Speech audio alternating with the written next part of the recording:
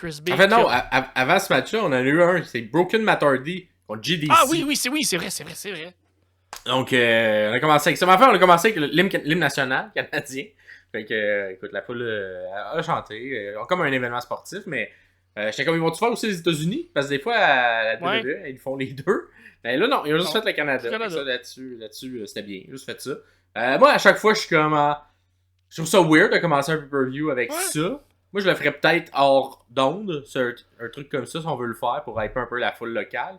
Mais je pense pas que c'est nécessaire de mettre ça. À chaque fois que je vois ça dans un gros spectacle, que ce soit WrestleMania ou tout ça. Tu connaissais l'artiste qui a chanté l'hymne national? Non, je connaissais pas, mais quand même une actrice francophone qui s'en fait très bien.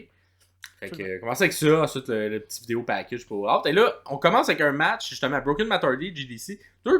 Quand même deux gros noms, vu qu'ils ont été à la WWE, tout ça. Ouais. Les gens autour de moi aussi, là, il y avait beaucoup de fans des Hardy. Et étaient très contents de voir ça. Cependant, au niveau d'énergie et de cartes, j'aurais peut-être mis un match par équipe. J'aurais peut-être mis quelque chose, ou un des matchs des deux Québécois pour bien partir le spectacle. C'est un petit peu plus lent. PCO, moi, c'est bon. Ben, je pense aussi. Tant qu'à l'avoir, il faut ouvrir, mais. Ouais. En tout cas, c'est peut-être mon petit. J'ai trouvé la première heure, en fait, un peu. Oui. Un peu moins. C'est pas le bon ordre que j'aurais fait de match. Le show a vraiment commencé. Les Rascals. Bon, on va découler la carte. Ça a commencé à être le fun. Puis là, PCO est arrivé. Puis là, c'est vraiment que ça a pris son envol. Puis ça c'est devenu l'événement que c'était. Mais une crise de chance que Dirty Dango est capable de lutter. Parce qu'il a aidé beaucoup Matt Hardy. Matt Hardy, écoute, ça fait 7 ans que j'écoute la lutte activement. Ça fait 7 ans que je me dis Matt Hardy, puis c'est quand il prend sa retraite. Ouais. Je me dis ça il y a 7 ans, puis là, il est là, il ouvre une carte de pay-per-view de la TNA. Il bouge vraiment comme un bonhomme, là, lui. Là. Il bouge genre saccadé un peu, mais sur le ring. Écoute, il est over, mais... Une belle histoire quand même au travers du match, mais c'est deux lutteurs extrêmement expérimentés, fait qu'ils sont capables de nous sortir quelque chose de potable, mais c'est ça. Est-ce que ça méritait d'ouvrir une carte? Je pense pas. Bon, la foule qui narrait beaucoup l'ancien Fandango avec sa petite danse. C'est ce qu'il mettait exact. Et fait que ça, c'était quand même drôle pour la foule. Il arrive quand même avec un drapeau des États-Unis. Je pense que c'était pour expliquer clairement qui était le heel, qui était le face. Ouais. Mais...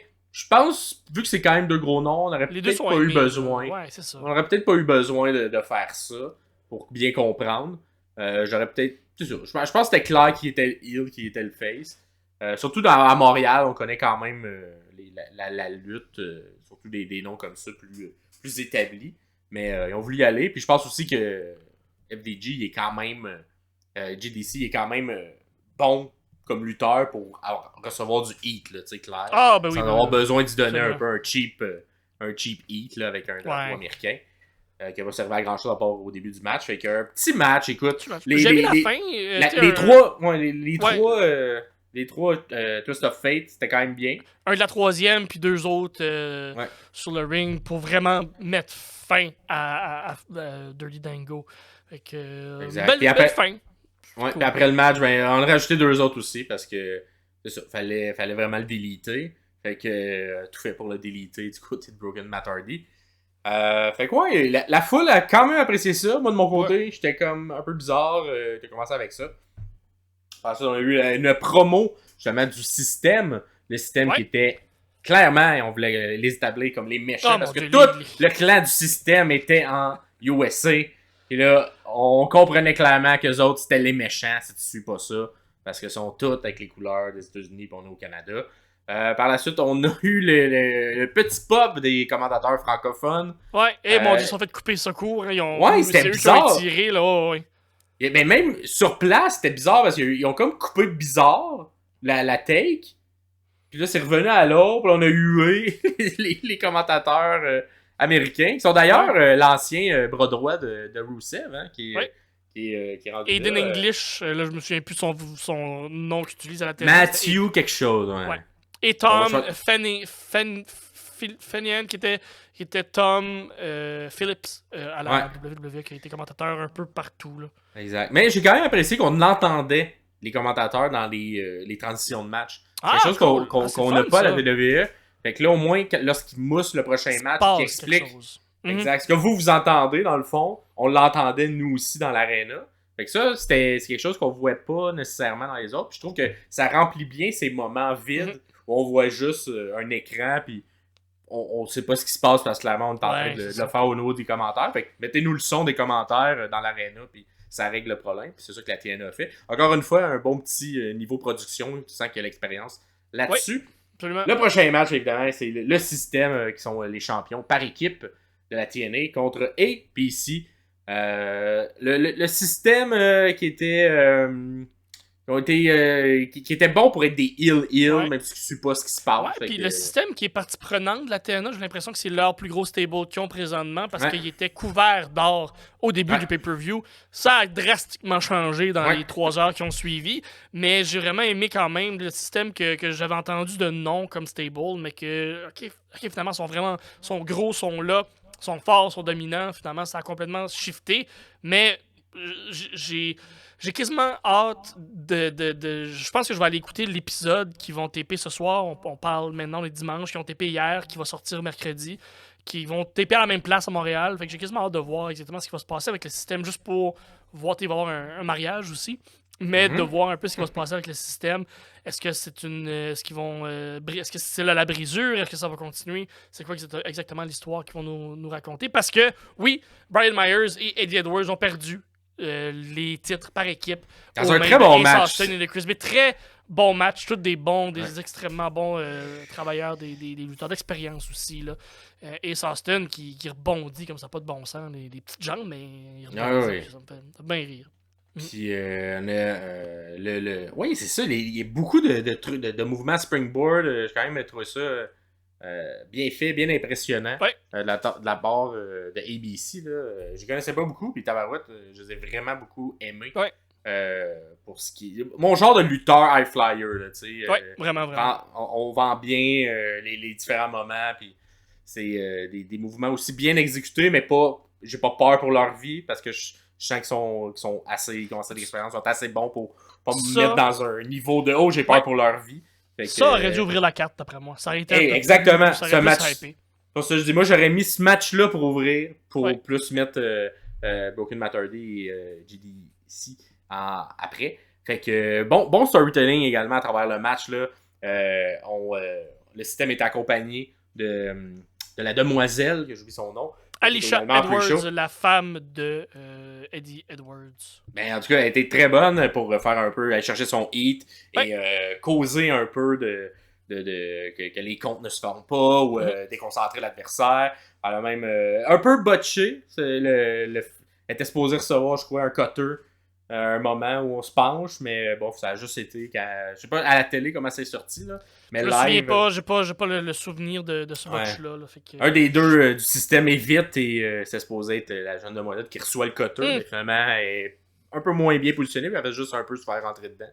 Fait que, mais c'est ce qui coûte le match Alicia qui finalement coûte le match à son équipe du système.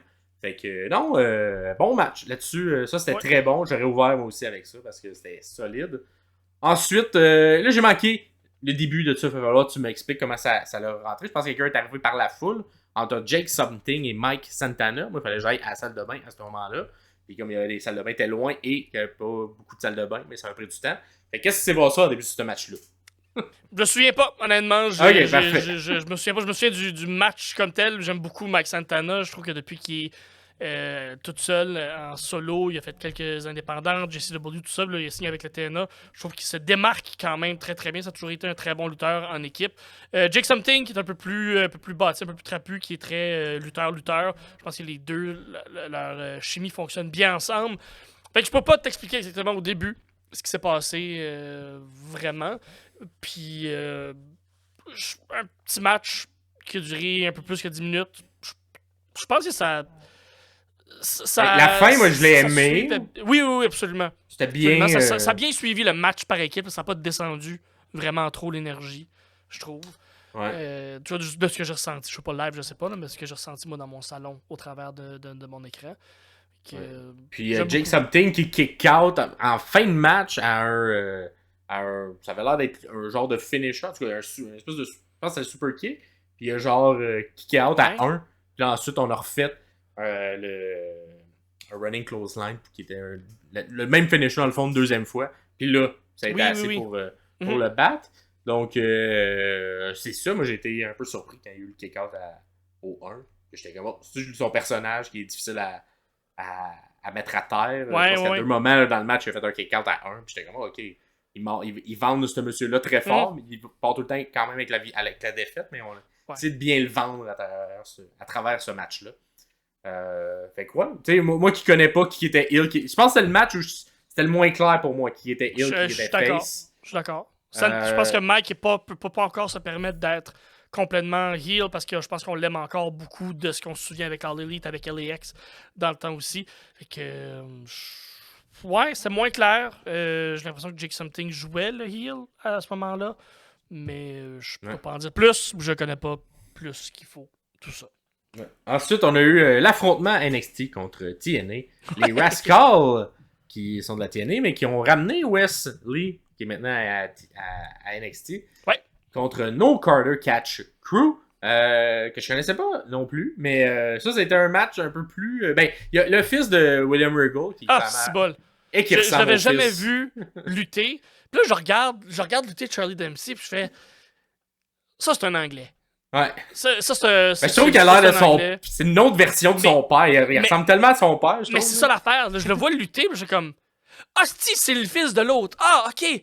Ah, est-ce que je comprends ce qui se passe parce que mais comme les mêmes comme les mêmes la face la même chose comme les mêmes expressions, la même intensité, il bouge pareil dans le ring, c'est incroyable. Je trouvais qu'il ressortait bien dans tu sais c'est un style de lutte où il faut quand même que tu sois très incarné tout le temps, puis il est tout le temps incarné.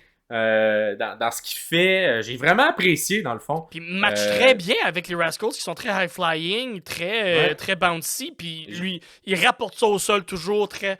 Tu sais, British Strong Style, ça frappe fort. Puis j'adore ça, mais j'aimerais ça voir un match Charlie Dempsey contre Trent Seven. Ça serait violent, mais comment très bon, comme sans bon sens. Fait que.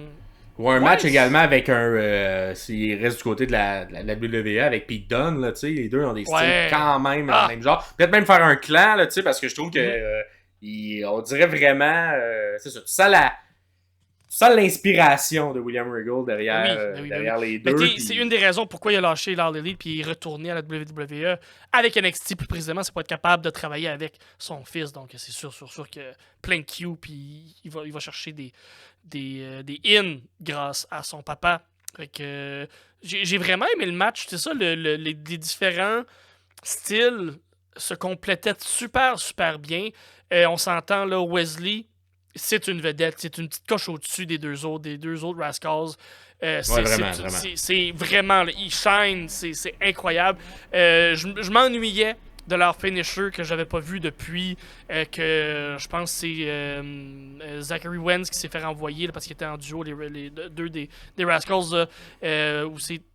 Mais là, c'est Trey Miguel qui l'a fait. Anyways, peu importe, il fait un genre. Il y en a un qui fait un genre de backflip et l'autre le pousse pour qu'il tombe à plat dessus. C'est tellement beau, c'est tellement niaiseux comme finisher, mais ça fit avec les Rascals. On s'entend, la base de leur gimmick, c'est des poteux, là. On s'entend, là. Fait que super bon match. Ça aussi aurait pu facilement ouvrir la carte. Je pense que ça aurait été bien. J'ai été étonné que NXT perd sur celle-là. J'aurais pensé que NXT font comme on vous envoie nos lutteurs, mais on doit avoir le win. Mais non, c'est pas ça qui s'est passé. C'est les Rascals, un clan qui a toujours été apprécié à la TNA, qui a gagné. Fait que dans un bon match, presque 15 minutes de super la grosse action, Charlie Dempsey, une vedette. L'histoire était très bonne, comme tu l'as expliqué. C'était vraiment le high flying versus les gens qui veulent être au sol. Puis c'était bien expliqué, bien exécuté des deux côtés. Puis les deux styles se matchait bien parce que c'était clair ce qu'on nous racontait. Fait que c'était tout le temps. On essaie d'être des moves dans les cordes, d'être spectaculaire, puis l'autre côté. Non, ramène au sol, on est des heels, on est méchants, puis on n'en veut pas de high flying. Fait que non, j'ai vraiment bien aimé ce match-là par équipe qui était clair. Tout le monde a bien fait, puis j'étais content de voir le fils de William Regal pour la première fois live. J'ai trouvé très bon. Très bon. Je sais pas à la caméra à quel point, mais tu sais, quand je dis. quand je vois les lutteurs live, on dirait que tu remarques tous les petits détails, puis les a tous. À regarder la foule, faire les petits regards. À la caméra, c'est lui. Lui puis Wesley, ça paraît qu'ils sont dans le système de la WWE. Ils comprennent bien. Ils comprennent tout, puis ils contrôlent tout leur environnement puis tout ce qu'ils font. Fait que non, à la télé aussi, ça paraît super, super bien pour ces deux gars-là. Vraiment. En tout cas, c'était très bon. Puis d'après moi, on va les revoir dans les prochaines années, un peu plus haut à la WWE, parce qu'ils sont encore au tout début de leur carrière. Prochain match, eh bien, c'était le match local que les gens avaient hâte de voir, qui aurait pu être clairement main event parce que avec le hype que la foule avait. Et je te dirais qu'après, il y a beaucoup de gens qui étaient surpris que c'était peut-être pas plus loin dans la carte. On aurait peut-être mis au moins en deuxième main event. C'est arrivé en milieu de match. En fait, ben, je te le dirais, en côté énergie de la foule, le match qui suit a beaucoup payé. À cause qu'on a mis ce match-là, c'était difficile de suivre ce match-là pour comment les gens aimaient PCO et ils voulaient qu'il remporte tout ça. Puis on a eu une belle fin également. Donc PCO contre AJ Francis, contre les deux ceintures TNA Digital Media, ainsi que la ceinture internationale qui vient de Montréal à la base. Fait que un match, on arrive un classique là, un peu là, avec le méchant arrive, fait une promo contre les gens locaux pour qu'on soit certain qu'on l'aime pas. Je pense que c'était assez clair, mais je pense que c'était juste pour attirer du hate. Et là, l'entrée qu'on va parler parce que c'est quasiment. Non, c'est pas vrai. Le match était bon également, mais l'entrée était quelque chose. Je pense que c'était probablement plus le fun à la télé, fait que je vais te laisser la décrire plus que live. C'est un. Moi, j'aurais aimé ça, parce qu'il rentre un genre de cercueil, puis on fait comme, ok, ben oui, puis PCO dans l'histoire est mort, là, je veux dire, c'est un mort vivant. Là. Fait qu'on rentre un genre de grosse boîte avec un genre de cercueil. On l'ouvre une première fois, je pense que c'est peut-être un manque de communication, là, je trouve ça bizarre. On le referme, Destro est là avec un squelette, là, une tête de mort avec la boucane, fait que ça look, c'est lugubre. On rouvre une deuxième fois le cercueil et il y a PCO, en gros guillemets, qui descend. Et là, on fait comme, asti, il est-tu vraiment là-dedans? Puis là, tu vois les gars ou les personnes qui sont là prendre la genre de Genny Moll. Fait comme, ok, non, il est pas là-dedans. Mais je pense qu'il y a eu un petit manque là-dessus. Il aurait pu mettre des poids dans le body bag pour faire comme, nous laisser croire qu'il y a vraiment quelqu'un là-dedans. Là, c'était juste vraiment le chiffon mou là, dans un sac. Destro qui prend un couteau, qui joue gros. Destro joue tellement gros, mais ça fonctionne, surtout pour la télé. Live, je sais pas, mais à la télé, ça fonctionne. Met le couteau dans sa bouche, puis il joue. Va déchirer le sac. On voit la face de PCO une première fois, gros pop. Et on vient l'électrocuter pour le réveiller. Sort du cercueil et vient se battre. Ça look, c'est le fun. Un petit botch au niveau du poids qu'il y avait dans le sac. Je sais pas si ça a paru live. Oui, mais on s'en rend compte jusqu'à il est rendu à terre. Fait que je te dirais, quand il se met à descendre, tout le monde c'est PCO ça a quand même été le fun comme pop. Et le pop de ce moment-là était le fun. Par la suite, je pense que le côté réalisation de ça, j'aurais peut-être. Je sais pas s'ils l'ont pratiqué plus tôt dans la journée, mais j'aurais peut-être mis, une espèce de général, là, peut-être 3-4 fois, là, un peu comme Triple H fait quand on le voit là, un peu backstage, là, qui s'assure que les shots de caméra sont clairs et que les caméramans comprennent, ok, à ce moment-là, c'est cette caméra-là, ensuite on s'en va à elle, tout ça. J'ai trouvé qu'il y avait une mauvaise exécution de ça. Ça semblait en fait être comme si c'est la première fois qu'on le faisait. Puis on vivra ce qui arrivera. Fait que là, un petit défaut de ce côté-là au niveau de l'exécution, parce que même, tu sais, mettons, là, Kakyo, une première fois, je pense que c'était dans le but de montrer qu'il est pas là. Mais tu sais, j'aurais peut-être mis une caméra pour le voir, qu'il y avait personne. Il y a un faux fond, exact. Fait que là, en tout cas, je comprenais ce qu'il faisait, mais j'ai trouvé que c'était mal exécuté. Puis là, évidemment, nous, on est dans la salle, fait qu'on voit pas non plus tant que ça qu'est-ce qui se passe. Fait on regarde les écrans à ce moment-là pour voir qu'est-ce qui arrive, puis on comprenait pas trop ça, mais somme toute, c'est une entrée qui a tant l'effet, et moi le côté, il fait de l'électricité, puis ensuite il fait pour vrai. À chaque fois, je trouve ça look, puis ça l'ajoute un peu au personnage là, 100%. Qui se réveille. It's alive. Fait que l'entrée, là, on y est, c'est un street fight, fait qu'on commence tout de suite dans des street chaises. fight. C'est des spots, des chaises, puis on fait les spots habituels maintenant de PCO. Fait que voir live, c'est encore plus impressionnant parce que le monsieur, il est plus très... tu Tu sais, on parle de... Ouais, Matt Hardy, tu sais, il bouge comme un bonhomme. PCO, il bouge comme un bonhomme qui a même pas d'articulation, là. Il bouge comme très carré, là, dans ses manières. Puis Tabarouette qui est capable de faire des sauts entre la 2 puis la 3. Son cannonball entre la 2 puis la 3, là, qui atterrit, là, c'est incroyable. Puis c'est... En tout cas, c'est quand même impressionnant qu'il n'y a pas plus de lutteurs qui font ce mouvement-là, qui look vraiment beaucoup. Mais en plus, c'est un monsieur de 50 ans et plus qui le fait. Puis qui se blesse pas en le faisant. Il est vraiment très bon pour faire ça. Le spot qui m'a live, je sais pas si c'était dans un angle où t'as pu le voir, c'est le powerbomb sur les dossiers de la chaise. J'étais dans l'angle parfait pour le voir. C'est le coccyx de Monsieur Ouellette qui a tombé sur les chaises.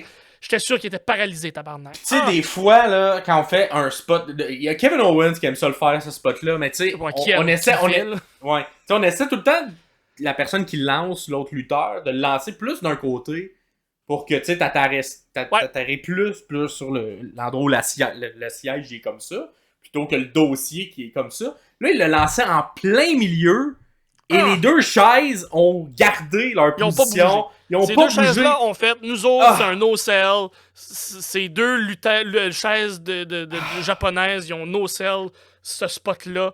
Puis le tailbone, le coccyx de PCO.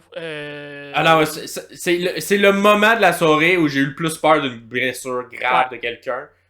Et Lalax avait pas l'air de faire du bien. Puis Tabarouette, il continue son match comme si de rien n'était. Moi, j'étais étonné de AJ Francis. Je m'attendais un peu à rien.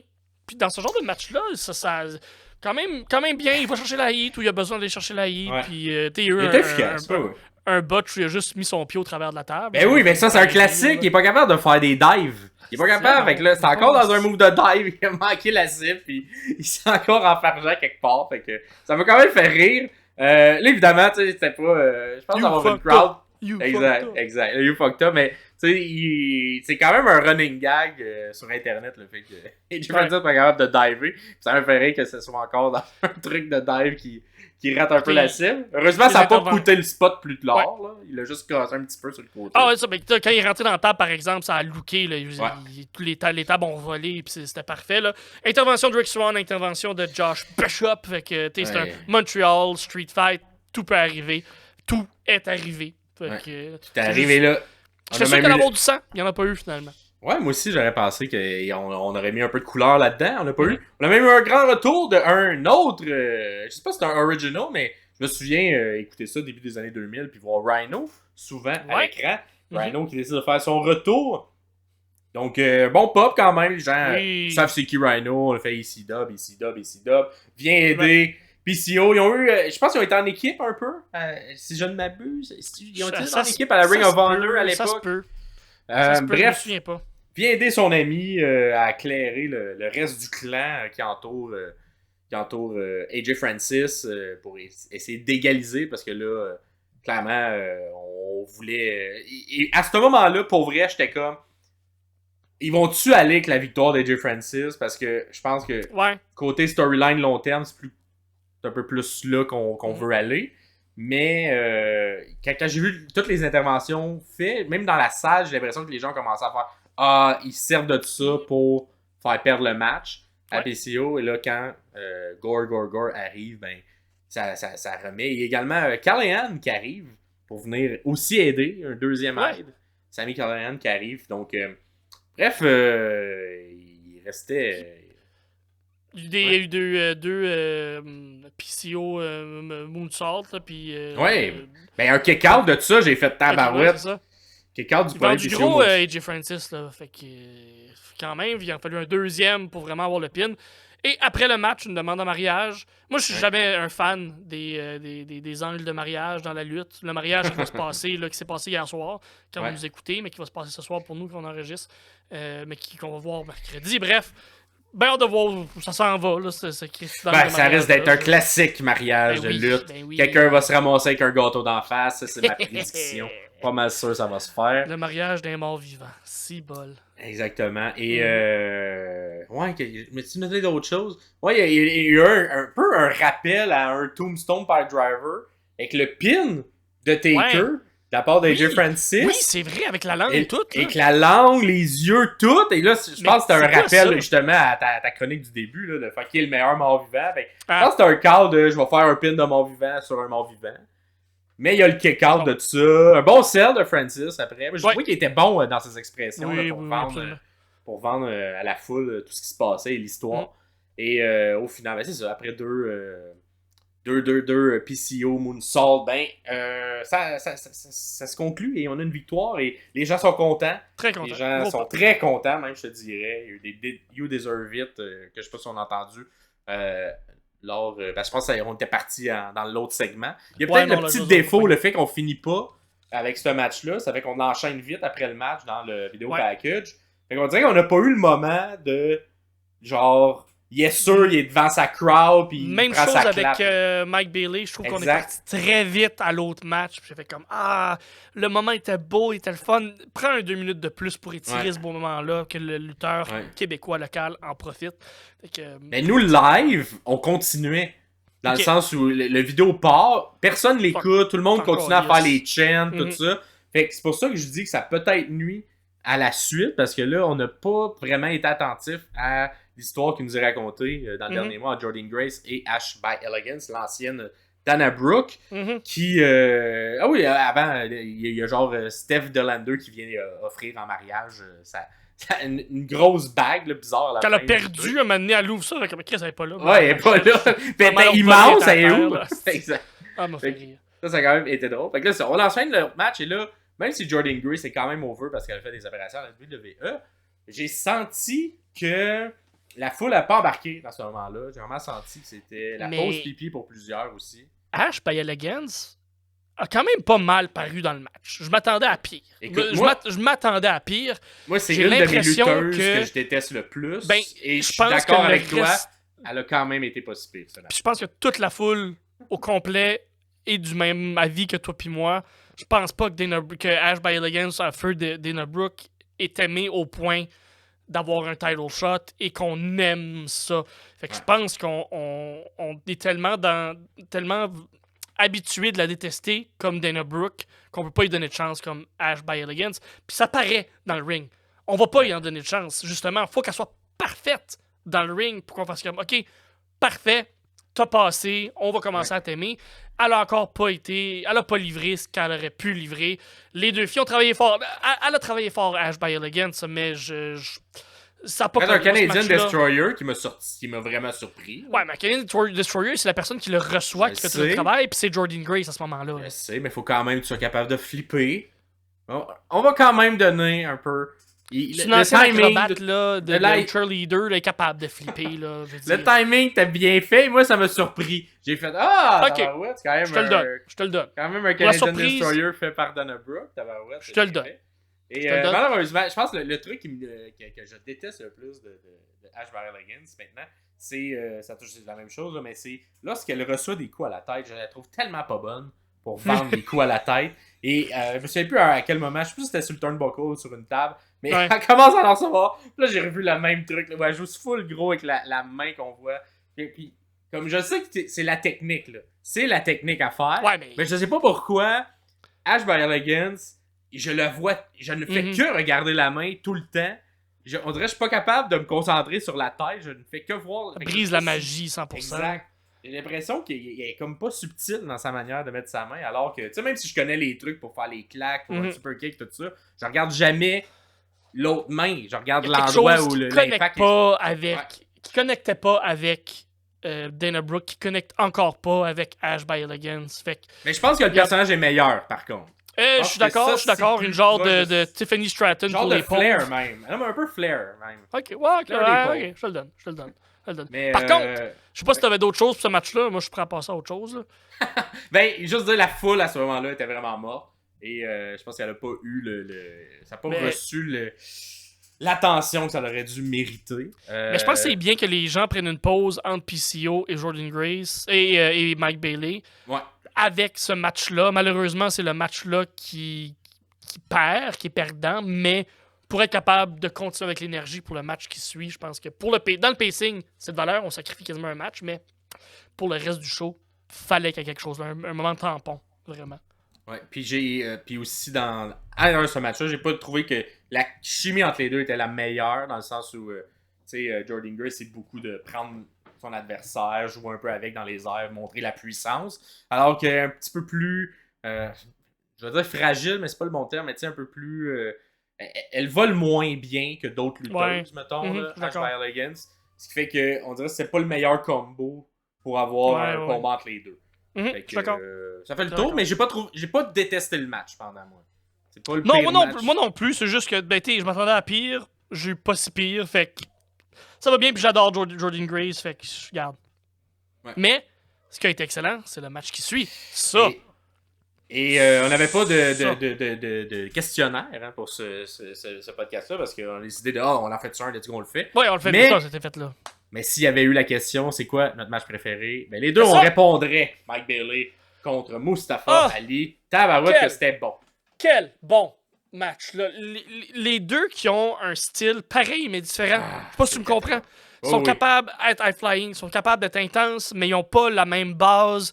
Mike Bailey qui est très kick, qui est très technique, basé sur le taekwondo, fait qu'il est très kick, coup d'avant-bras, tandis que Mustafa Ali est très high-flying, un peu technical, mais très explosif. Mais les deux sont explosifs. Mais les deux sont fluides, mon gars. C'est la fluidité de ce match-là qui est impressionnante parce qu'il n'y a pas de mouvement perdu. Genre, on enchaîne tout le temps. Et Bailey, pour vrai, j'ai hâte qu'on le voit dans une fête plus grosse, mais c'est le meilleur pour moi pour faire ces transitions de mouvement. Ouais. Quand il passe de let's go, je pin, il y a un kick-out, on dirait que dans le kick-out, il poursuit, il sort par la corde, puis il remonte. Comme, il est tellement efficace dans un ring pour que. Il a l'air comme une coche au-dessus de tout le monde à cause qu'il fait ces petites transitions-là. Super bonnes. Puis là, avec Mustafa Ali, qui est un peu dans le même genre aussi, il n'y a pas beaucoup de mouvements qui sont perdus. Ça te fait un match hyper rythmé où les deux sont. L'échange de momentum se fait quand même à plusieurs moments avant la fin qui est un peu. Qui sert. Moi, j'ai aimé la fin. Je sais pas si toi t'as aimé. Moi, j'ai quand même aimé ça. Même si c'est un match technique que ça finisse de cette manière-là. C'est-tu un low blow? Non, mais il y a eu même un ref bump. Ben, il y a eu tout. Il y a eu un ref bump. Il y a eu après 1000 interventions. Tout ça, ouais, c'est ça. Mais avant que tout ça arrive, c'était tellement un excellent match. Incroyable. Et la fin, je l'ai pas détesté non plus. Fait que moi, je vais pas enlever de points pour la fin. Bon, ouais, je suis quand même d'accord avec ça. Il nous donne tellement un bon match, c'est tellement le fun à écouter, puis fluide, puis j'ai l'impression que depuis que Ali n'est plus à la WWE, je sens une légèreté chez lui où il se permet d'être créatif, il se permet de travailler, il se permet d'essayer certaines choses, autant dans le ring que comme personnage. Je pense que ce personnage-là qu'il y a présentement de méchant fonctionne super bien pour lui. C'est ce qu'il avait essayé d'installer dans le temps avec Retribution, qui a vraiment pas fonctionné, qui a vraiment pas collé. Peut-être parce qu'on lui a pas donné la liberté ou on lui a pas donné les bons guidelines. Là, présentement, ça fonctionne. Et Mustafa Ali qui travaille comme lutteur en heel, parce que travailler comme heel, travailler comme face, c'est pas toujours la même façon de travailler comme lutteur, comme la lutte. J'ai l'impression que ça lui colle mieux à la peau de travailler en heel. Fait que, puis surtout de travailler contre un Mike Bailey qui est ultime babyface. Fait que leur chimie, autant pour la lutte que pour les personnages, fonctionne bien. Tout a été bien. Oui, la fin qui était pas clean, mais ça, c'est pour protéger le personnage les deux personnages dans un sens. Mais je pense qu'il y avait également. Moi, ce que j'ai aimé, c'est de. Avant de se rendre à la fin, je vais juste décortiquer le premier 15 parce que c'était bon. Il y a eu du 450 splash à profusion. C'est un peu plus vers la fin, mais il y a également eu des Spanish Fly à l'intérieur. Sur tout le monde. Tabarouette que c'est bien fait. Les séquences à l'intérieur des deux où les deux se counter, mais. C'était tellement bien fait. Il y a beaucoup de holy shit moments, de mouvements hyper bien fait. Moi, le côté où Mustafa Ali passe à travers. Dans le fond, Bailey évite Mustafa Ali qui passe dans les câbles et enchaîne tout de suite en sautant en springboard, en moonsault vers l'extérieur. Ça, là, c'est incroyable. Tabarouette. Tu fais ça à WWE, le monde capote. Là. Je l'ai reculé 20 fois. Ça, c'est juste pour la fluidité de ce move-là. Là. Et la confiance que t'as à l'autre de genre, il drop, mais c'est lui, il faut qu'il se pose t'attraper. Ouais, faut que lui se place pour être capable de te pogner. Là. C'est tellement bien fait, les deux. Ça, c'était le mouvement pour moi de ce match-là. En point de vue de niveau de difficulté, là. Tabarouette que les deux ont été sacoches là-dessus. Des beaux tornados DDT également. Bref, là t'as la fin qui arrive. Bon, t'as un bum d'arbitre. Et là, tu as le bum d'arbitre, puis t'as tout le monde autour du ring qui accompagne Moussa Valley. Tu te doutes, ça s'en va vers où. Fait que là, toute l'équipe arrive. Bon, Bayley fait son possible pour essayer de s'en débarrasser, mais maintenant, il est trop. Et là, ça rappelait l'histoire de ce que j'ai compris également, de ce qui s'est passé dans le build-up vers ce match-là, où Ali était tout le temps outnumbered par tout le monde. Cependant, là, sorti un peu de nulle part, t'as Trent Seven qui arrive, qui est un ami de Mike Bailey, qui était dans son ils ont été là, en tag team là, dans les dernières semaines. Là, fait que, et là, et un des gardes de sécurité, un gros coup de casse à casse, tabarouette que ça sonnait. J'espère que l'autre personne. Je pense que c'est des bons casques. On l'a manqué dans la prod. Là, ah ouais? On l'a vendu par les commentateurs, mais on l'a manqué. On n'a pas vu la shot. Hey, ça lookait, mon gars. C'était un gros coup de casse. Dommage que vous l'ayez manqué parce que c'était le spot de ce moment-là. Fait que là, ça permet de ramener, si on veut, à l'équilibre. Cependant, c'est les 450 tout à profusion là, qu'on a fait à ce moment-là. Il y en a été Ali qui en fait un, qui le manque, qui le refait finalement. À la fin, qu'on tient les Bayley. Deux.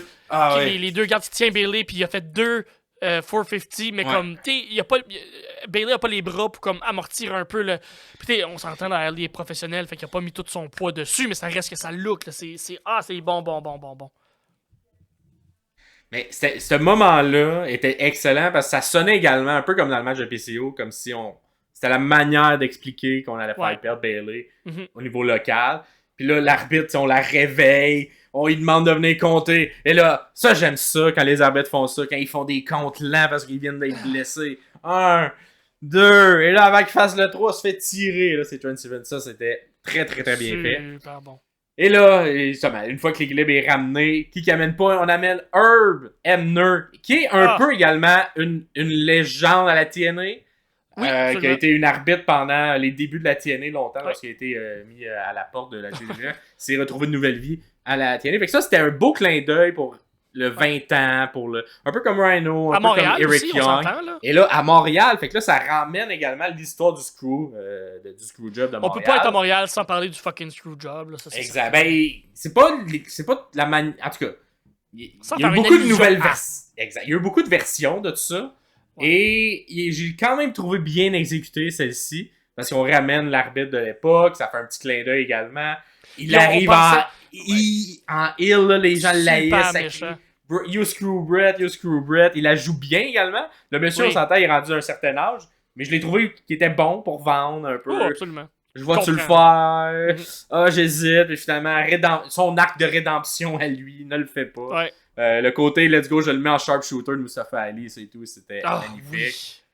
Oui. Et par la suite, c'est l'autre côté, on renverse la donne et c'est Bayley qui fait le sharpshooter. J'adore qu'on protège aussi le finisher de Bayley qui est dévastateur, là, qui est destructeur, ça look. Fait que j'aime qu'on protège ce finisher-là. Je pense pas qu'il y a bien du monde qui ont kické out de ça. Fait que c'est une belle histoire sur le long terme pour, personnellement, à Mike Bayley, une histoire qu'il peut raconter avec n'importe qui, juste pour ce finish-là. Fait que j'aime beaucoup puis le côté négatif pour nous à la télé, c'est que on n'a pas profité de ce moment-là. On a tout de suite tombé dans des vidéos package pour ce qu'allait être notre main event. Fait que c'était un peu plate. Moi, j'aurais aimé ça voir un Mike Bayley vraiment profiter du moment, que les commentateurs en beurre épais, il est chez lui, il est à Montréal, il a la ceinture X-Division qu'il mérite amplement. J'aurais aimé ça qu'on capitalise sur ce moment-là. On l'a pas fait. Surtout contre un Ali qui est dans les meilleurs au monde présentement, là, avec ce qu'il fait. Dans cette case-là. Fait que c'est une grosse victoire pour Mike Bayley. Je sais pas si c'est un match qui va... Parce que, là, on s'en va dans quelque chose qu'on parle pas d'habitude, mais son contrat techniquement à la fin de l'année fini. Fait que j'espère que c'est un match qui va le faire ressortir du lot pour faire comme ok, oui, il est prêt, il est là, on va lui donner un gros contrat dans une des plus grosses feds au-dessus de lui. Fait que j'aurais aimé ça qu'on profite plus du moment à la fin, mais ça reste que ce match-là, le match de la carte, c'est un contre un excellent avec des émotions, avec des plot twists, avec tout ce qu'on veut et ce qu'on aime dans un match. Fait que ouais, super content pour Mike Bailey qui mérite cette ceinture-là. C'est très bon. Puis sûrement, beaucoup de gens vont dire que c'est moins bon à cause de la fin très overbook un peu. D'un match techniquement qui était très solide avant ce moment-là. Mais j'ai quand même pas détesté ça pour les clins d'œil qu'on vous a dit. Donc, à voir. Si vous êtes d'accord, dites-le dans les commentaires si vous n'êtes pas d'accord. Que vous trouvez que ça a détruit le match de le finir comme ça. Moi, live, j'ai quand même apprécié la montagne russe qui me faisait vivre d'émotions. Il va-tu gagner, va-tu perdre, va-tu gagner, va-tu perdre. Ça, j'ai aimé ça, la manière que ça a été fait. Prochain match qui était le main event de la soirée. Et nous, justement, pendant qu'il y avait le vidéo package, on a pu dire un good job à Mike Bailey. Il a pris sa clap très longtemps là, pendant tout. Comme il est pratiquement sorti juste avant que les entrées commencent de l'autre bord. Genre, il est parti de la rampe, puis comme 5-10 secondes après, les entrées commençaient de l'autre match. Fait qu'il a vraiment tout pris le vidéo package pour prendre son amour du public. Et ce match-là, on commence ça avec d'abord Joe Hendry qui fait son entrée, qui a été le seul point positif ou le seul fait saillant pour moi que je vais mettre de Joe Hendry de ce match-là. Pour une fois, je le voyais live, Joe Hendry, et je pense qu'on va être d'accord là-dessus. J'ai pas tant apprécié le nouveau in-ring de Joe. C'est un LA Knight. Et c'est en bas pour moi de LA Knight. Moi, en bas. Okay. En bas. Cependant, la présence, je la trouve supérieure. Son côté charismatique, je la trouve supérieure à LA Knight. Peut-être que tu serais pas d'accord, mais moi j'ai trouvé qu'il était meilleur.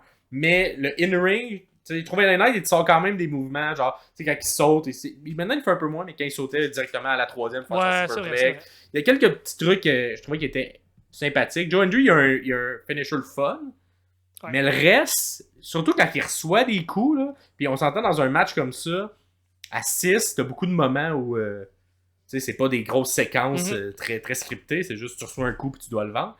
Et je trouvais juste ces coups dans le ventre. Je le trouvais pas super bon pour vendre un coup dans le ventre. Même chose, un coup à la tête. Surtout quand t'as le meilleur vendeur de l'histoire qui est Nick Nemeth. Là, dans le, exact. Le clash était quand même quelque chose. C'est gros, c'est vrai. Fait que, dites-nous, qu'est-ce que vous en avez pensé si jamais vous l'avez découvert à travers ce match-là, un peu comme moi. Mais on dirait que j'ai fait. Autant j'étais hype, autant je suis comme.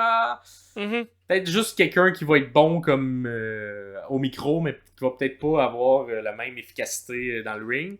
Il était quand même mis avec des bons lutteurs aussi. Fait que j'avais hâte de le voir dans une situation comme ça. T'sais, on a souvent des lutteurs comme Miz qu'on n'associe pas nécessairement aux meilleurs in-ring, mais que je trouve qu'ils suivent bien des bons lutteurs in-ring.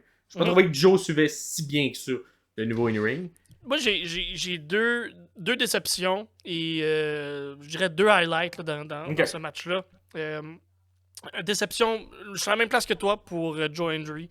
J'aurais aimé ça. Il avait l'air perdu. Les 5 autres étaient là, s'ils suivaient. Même Steve Maclin, qui est peut-être moins... Non, en même temps, il est quand même rendu à ce point-là. Il a fait quand même beaucoup de gros matchs. Mais Joe Hendry avait de l'air plus perdu. C'est peut-être ça aussi qui explique une certaine affaire. Moose, il est mou. Tabarnak, il est mou. Moose, en 1 contre 1, je trouve que ça fonctionne bien, il est explosif.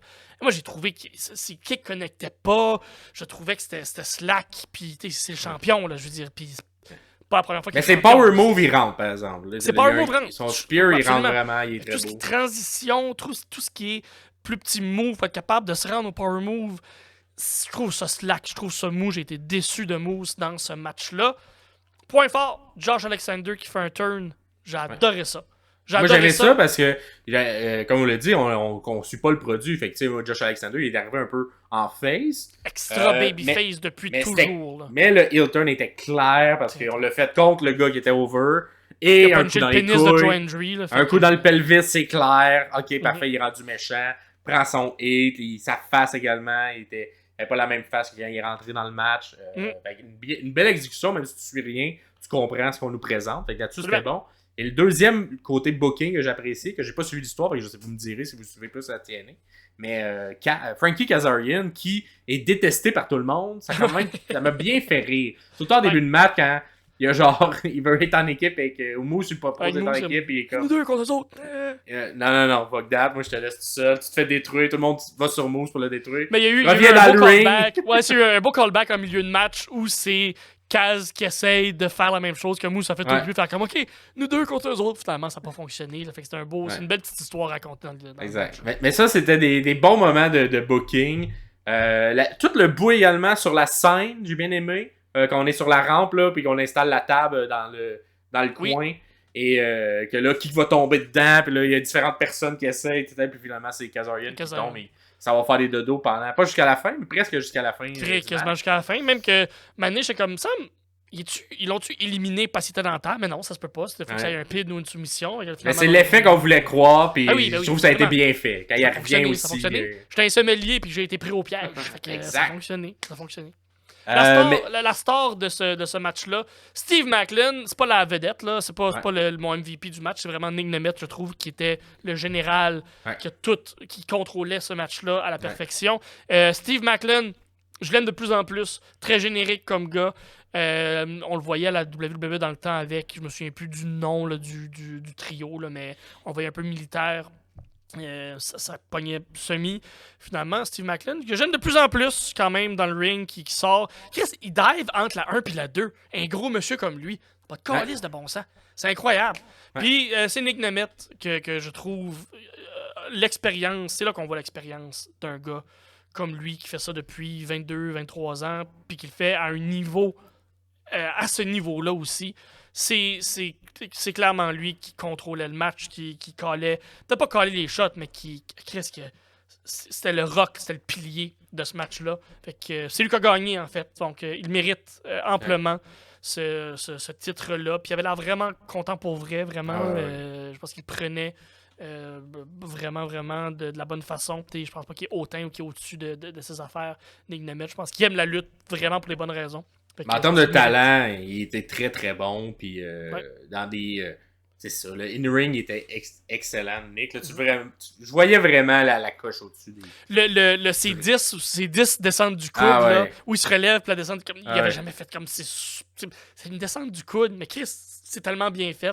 Puis c'est tellement niaiseux. Puis son 10e, il le fait en dehors du ring. C'est vraiment. Ouais, c'est bien fait. J'ai bien aimé également deux petits spots. Le spot d'Andrew qui fait un peu à la Samoa Joe, Styles, puis qui fait sa face. Je trouve que ça marche. Ça marche avec Joe Hendry, ce truc-là. Je pense qu'il devrait le garder dans son inventaire parce que avec sa face de. On a souligné aussi, on a nommé. On a nommé, ok, parfait. Dans les commentateurs, on a nommé ça. Ah ouais, génial. Puis sinon, le bout en milieu où Josh Alexander fait juste des German suplex à l'infini. Ça, c'était tellement impressionnant. Ah ouais. C'était tellement. Je pense, le petit défaut que je dirais, il aurait dû juste espacer un tantinet, un peu à la Lesnar.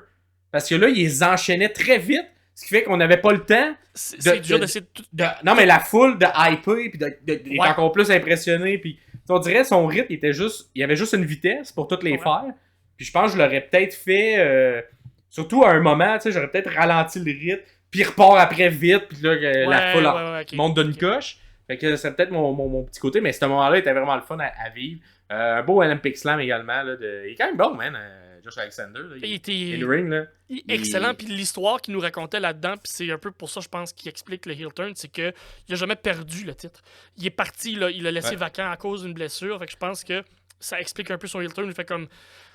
Je la veux, ma ceinture, puis je l'ai pas perdu. Puis c'est ce qui explique un peu. Puis on a mis beaucoup d'ampleur, on a mis beaucoup d'emphase plutôt là-dessus avec le commentateur. Fait que c'était peut-être souligné à gros traits. Fait que je pense que c'est l'histoire qui va être racontée dans les prochaines semaines avec Josh Alexander, avec son nouveau personnage de heel, Josh Alexander, qui mériterait d'être signé à NXT, d'être signé à All Elite, là, qui est vraiment de ce niveau-là, qui est excellent, puis qui le fait à la TNA depuis déjà 4-5 ans, 5-6 ans, là, qui est au top de la carte, et qui reste là, puis qui le fait super bien. Un Canadien, fier Canadien. Vraiment, puis sinon, Mike Kaz, qui a été quand même solide avec son âge. Ouais. Je l'ai pas trouvé aussi bon, là, ce qu'il a fait sa run à l'Elite. Je trouve quand même très bon dans ce match-là.